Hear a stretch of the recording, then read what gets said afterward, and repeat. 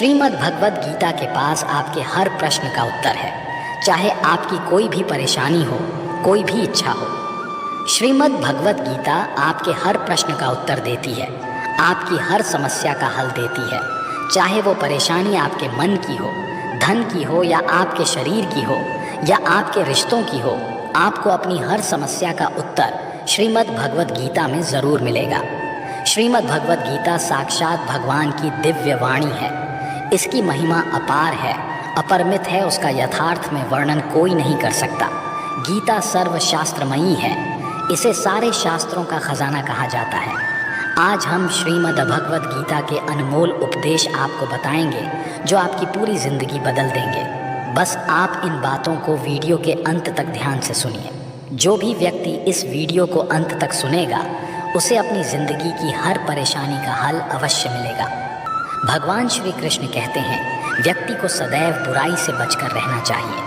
अगर कोई बुरा कर्म करता है तो वह कर्म उसको अपने जीवन में भोगना ही पड़ता है। जिस प्रकार सैकड़ों गायों के बीच बछड़ा अपनी माँ को खोज लेता है, ठीक उसी प्रकार कर्म का फल आपको हजारों की भीड़ में भी खोज लेगा। माधव कहते हैं, किसी जीव को कष्ट देकर आप मुझे खुश नहीं देख सकते हो।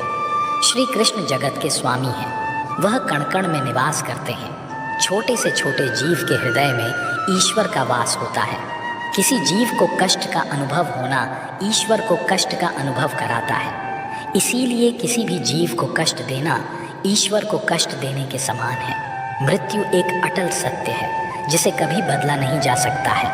इस संसार का जब से निर्माण हुआ है तब से जन्म मृत्यु का चक्र चलता आ रहा है। जिस प्रकार मनुष्य अपने पुराने वस्त्रों को त्याग कर नए वस्त्र धारण करता है, ठीक उसी प्रकार आत्मा पुराने व्यर्थ शरीर को त्याग कर नए शरीर को धारण करती है। यह प्रकृति का नियम है।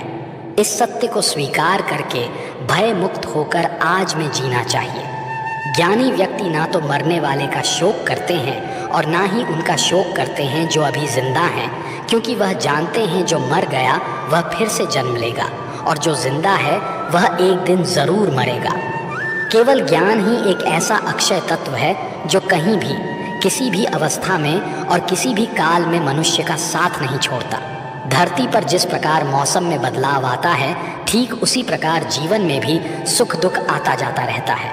युद्ध हो या जीवन, सफलता केवल 3 शस्त्रों से प्राप्त होती है: धर्म, धैर्य और साहस। कोई भी मनुष्य जन्म से नहीं बल्कि अपने कर्मों से महान बनता है। कुछ पाना है तो खुद पर भरोसा कीजिए, क्योंकि सहारे कितने भी सच्चे और अच्छे हों, साथ छोड़ ही जाते हैं। मित्र गरीब है या अमीर मायने नहीं रखता, बल्कि वह आपके बुरे समय में आपका साथ कितना देता है या मायने रखता है।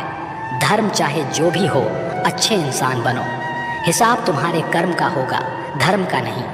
खुशी के लिए काम करोगे तो खुशी नहीं मिलेगी, लेकिन खुश होकर काम करोगे तो ज़रूर मिलेगी। जब आप दूसरों के लिए अच्छा चाहते हैं तो वही अच्छी चीज़ें आपके जीवन में वापस आती हैं। यही प्रकृति का नियम है। आपका मूल्य इससे तय नहीं होता कि आप क्या हैं, ये इससे तय होता है कि आप खुद को क्या बनाने की क्षमता रखते हैं।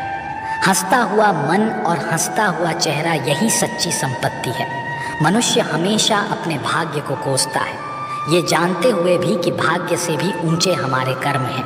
कभी कभी लगता है कि अच्छे कार्य करते रहने से उसका फल अच्छा नहीं मिलता और भगवान सारे दुख हमारी ही झोली में डाल देता है, लेकिन ऐसा नहीं है।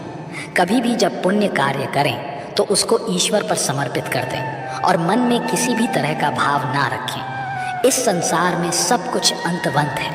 पाप और पुण्य दोनों इस संसार से संबंधित हैं, इसलिए पाप और पुण्य भी अंतवंत हैं। पुण्य सुख देकर और पाप दुख देकर अंत को प्राप्त होता है, लेकिन पाप और पुण्य में थोड़ा अंतर यह है कि पुण्य का फल यदि हम नहीं चाहते तो उस फल को अस्वीकार करने के लिए स्वतंत्र हैं। इसलिए जो भी हम सत्कर्म करते हैं अंत में प्रभु को समर्पित कर देते हैं। लेकिन यह सवाल उठता है कि क्या भगवान स्वीकार करेंगे? निश्चित स्वीकार करेंगे, क्योंकि भगवान ने स्वयं गीता में अर्जुन से कहा है, हे कुंती पुत्र, तुम जो भी करते हो, जो भी खाते हो, पवित्र यज्ञाग्नि में जो आहुति डालते हो, जो भी दान देते हो, जो भी तपस्या करते हो, वह सब मुझे अर्पित करते हुए करो। इसलिए जो भी कर्म करें भगवान को समर्पित करने के भाव से करें। इस प्रकार हम जो भी पुण्य कर्म करेंगे ईश्वर को साथ रखकर समष्टि के कल्याण की भावना से करेंगे और उसे ईश्वर को समर्पित भी कर देंगे, ताकि उस पुण्य का भी अभिमान न हो। देखो, पाप लोहे की जंजीर है तो पुण्य सोने की, बंधन दोनों में है। लोहे की जंजीर से छूटने का आदमी को मन भी करता है, लेकिन सोने की जंजीर से जो बंधा हुआ हो उसको वह बंधन प्यारा लगने लगता है। उसमें उसको धन नजर आता है, उससे छूटने का मन नहीं करता।